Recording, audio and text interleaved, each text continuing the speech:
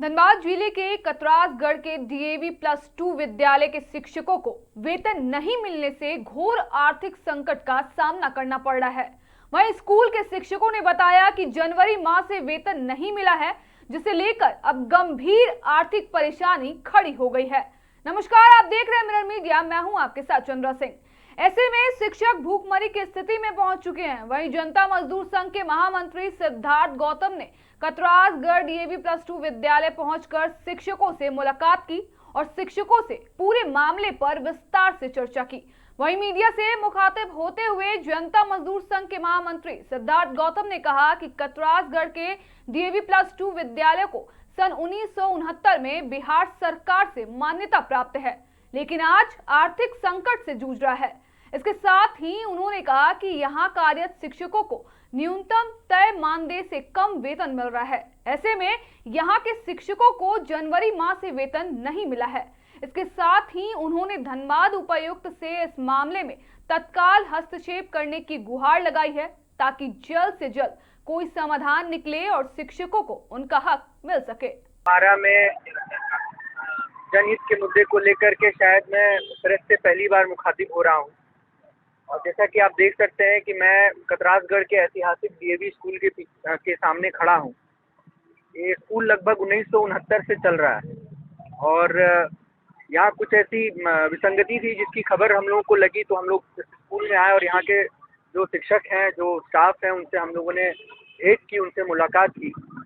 और भेंट करने पर ये पता चला कि पिछले 3 महीने से यहाँ के जो शिक्षक हैं, यहाँ के जो स्टाफ हैं, उनका जो पेमेंट है, उनकी जो सैलरी है, वो नहीं दी जा रही है। और इसका कारण पूछने पर मुझे जानकारी मिली कि यहाँ पर ये स्कूल जो है वो आर्य समाज ट्रस्ट जो है उसके अंडर में आता है और झारखंड सरकार से एफिलिएटेड है। तो आर्य समाज की जो समिति यहाँ पर चलती थी, उसमें उस समिति का कुछ विवाद है। उसमें 2 समितियाँ चलती हैं, उस समिति का कुछ विवाद है और ये मामला कोर्ट में भी है। तो उसको लेकर के शिक्षकों का जो है वेतन रोक दिया गया है, और इसके पहले रोका गया था तो फिर ऑर्डर भी हुआ। 3-4-5 महीने ऑर्डर के बाद उनका वेतन भी मिला, लेकिन जनवरी से शिक्षकों का जो वेतन है वो रोक दिया गया है। लगभग 3 महीना है। दुर्भाग्य की बात है कि लगभग इस स्कूल की जो स्ट्रेंथ है वो 1800 से 2000 बच्चे यहाँ पर पढ़ते हैं, और उन बच्चों को पढ़ाने वाले, मैंने सुना कि यहाँ से कई स्टेट टॉपर भी निकले हैं। तो ये दुर्भाग्य की बात है कि इस स्कूल में जो शिक्षक यहाँ पे शिक्षा देते हैं, पढ़ाते हैं बच्चों को, अपना पूरा समय देते हैं, उनको पिछले 3 महीने से वेतन नहीं दिया जा रहा है।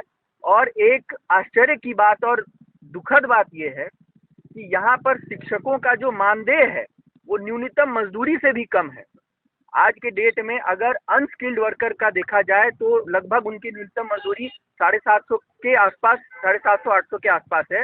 लेकिन यहाँ पर जो शिक्षक पढ़ा रहे हैं उनको लगभग 250 रुपये रोज मिल रहे हैं, और जो यहाँ पे जो स्टाफ हैं, जो फोर्थ ग्रेड स्टाफ हैं, उनकी जो न्यूनतम मजदूरी यहाँ पे 200 रुपये है।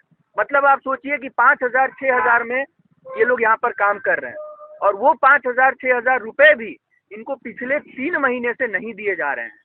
तो मेरे समझ से ये बहुत ही दुर्भाग्यपूर्ण है, और आप लोगों के माध्यम से मैं झारखंड सरकार से, माननीय उपायुक्त महोदय से ये आग्रह करना चाहता हूँ कि जो भी समिति का जो भी विवाद कोर्ट में चल रहा है वो अपनी जगह पर है, लेकिन ये शिक्षक लगातार पेमेंट ना मिलने के बावजूद भी अपनी जो सेवा है वो दे रहे हैं। तो इनका किसी भी तरीके से इनका जो पेमेंट है उसको रोकना ये गलत है। मैं झारखंड सरकार से और यहाँ के उपायुक्त महोदय से आग्रह करता हूँ कि जल्द से जल्द इस मामले में हस्तक्षेप करें, और हस्तक्षेप करके इन शिक्षकों का वेतन जो है उसको शुरू कराया जाए। ये जो मुझे जानकारी मिली है कि जो संबंधित अधिकारी हैं, उनसे जब यहाँ के शिक्षकों ने बात की तो उन्होंने कहा कि ये मामला जो है वो कोर्ट में है, और कोर्ट में फैसला आने के बाद आप लोगों को वेतन मिलेगा या आगे की कोई कार्रवाई होगी।